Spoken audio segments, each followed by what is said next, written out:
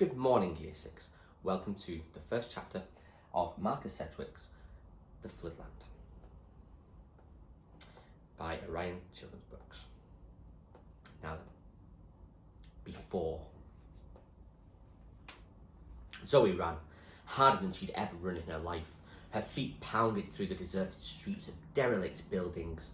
Somewhere, not far behind, she could hear the gang coming after her. It felt as if her heart would burst, but she didn't slow down. She'd been planning to leave the island for a long time, but had been putting it off. It was a big decision to set out to sea in a tiny rowing boat. Now, she had no choice. Before, no one had bothered her. Zoe was a loner. Most of the people left in Norwich hung around together in groups, but she preferred to be on her own. It was safe that way, because you never knew whom you could trust. Somehow, someone had found out about the boat she'd been hiding. A boat was an escape route, a way to get away from Norwich, which got smaller every year. As the sea kept on rising, it didn't matter that there could only be room for 2 people at most in her boat. Others had joined the chase, and now a mob of about 15 people was hot on her heels. There was only one way out, to get to her boat before they got to her, so she ran on, while her body screamed for her to stop. "Get back here!" someone yelled angrily at her, though they couldn't see her. It wasn't far to the little shed where she'd hidden Leica, her boat. A couple more streets of derelict shops to where what was left of the city fell away into the sea. If the sea hadn't come, she might have been shopping here herself, with her parents perhaps. From much practice, she squashed the thought of her parents as soon as it started, and kept on running. Just before she rounded a corner, she heard more shouts from behind. They had seen her. "There! Come on!" shouted a voice. "Get her!" Scared, she made the corner, but her feet slipped from under her on the wet ground. She went sprawling and slid clumsily in the mud. She started to panic blindly and made a mess of getting up again. She had dropped her pack as she fell, but there was no time to pick it up. The sound of running feet came closer. Another 2 seconds and they would be round the corner. She got up and practically threw herself over the wall. She landed awkwardly, but she'd won a little more time. She was in a graveyard. It led away down a hill to where a small brick shed stood near the water's edge. Once it contained all the equipment for looking after the graveyard, but now it contained Zoe's boat. The previous night she had rowed it from the warehouse where she'd found the boat and fixed it. The old building had been unsafe when she discovered it, and it had been getting worse. She decided to find a new place to keep her boat, and the shed seemed ideal. In the dark, she dragged the boat the short distance from the water to the shed. It had been very hard work. At night, she hadn't noticed the deep ruts in the boat's keel had made in the sodden grass. In daylight, even in her mad rush, they were obvious. She would be lucky if no one had already found it. "Leica!" Zoe panted as she opened the shed door. "Please be here, Leica." It was all right. The boat was still there waiting for her. Pulling it across the grass and then into the water, she dared to look behind her for the first time. Her stomach twisted with fear. The gang was storming down the hill, weaving in and out of the crumbling gravestones. Zoe moved faster. She clambered aboard and pulled the oars out, then started to pull. They were at the water now, and though 1 or 2 stopped, the rest came splashing madly after her. "Take me with you! Come back, we won't hurt you, just take us with you!" Zoe could see their eyes clearly. She saw fear, but she couldn't trust them. Since she'd lost her parents, she'd made it a rule not to trust anyone. Zoe had heard people say they'd lost someone, when really they meant they'd died.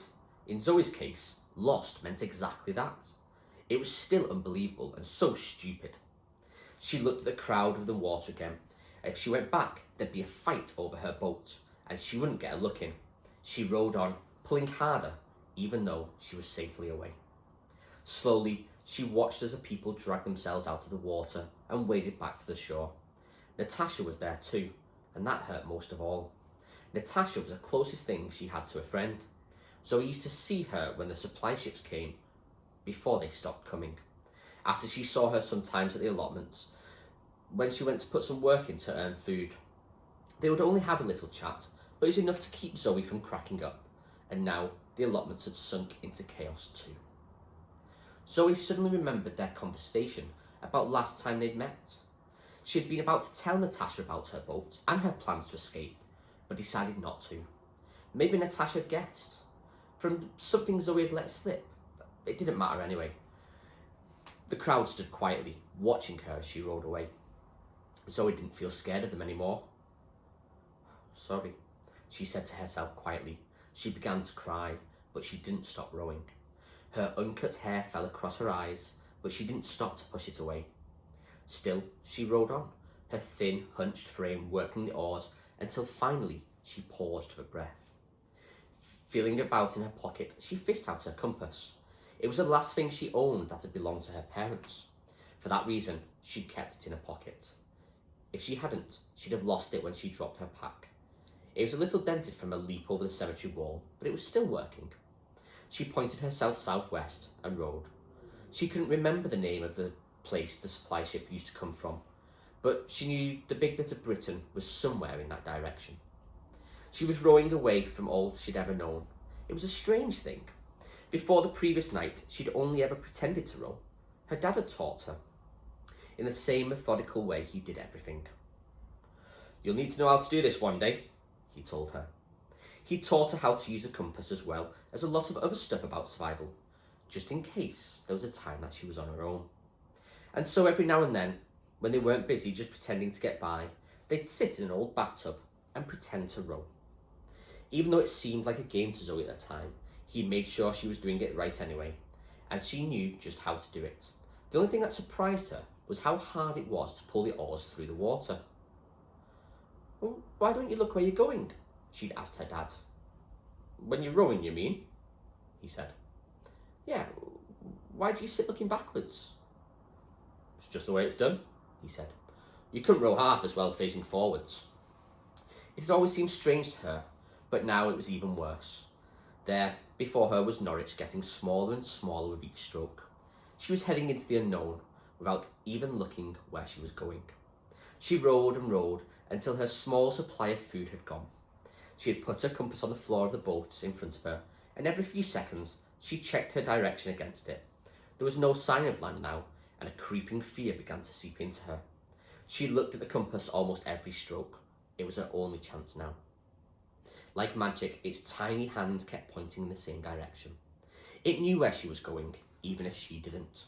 She lost all sense of time. The sun was somewhere way overhead, and it beat on the back of her neck, making her feel dizzy. She pushed the hair out of her eyes, but the sea wind blew it back across her face. She felt faint. She was in trouble. She had just enough awareness to pull in her oars, and then she slumped over them. In her stupor, she replayed the nightmare where she had lost her parents.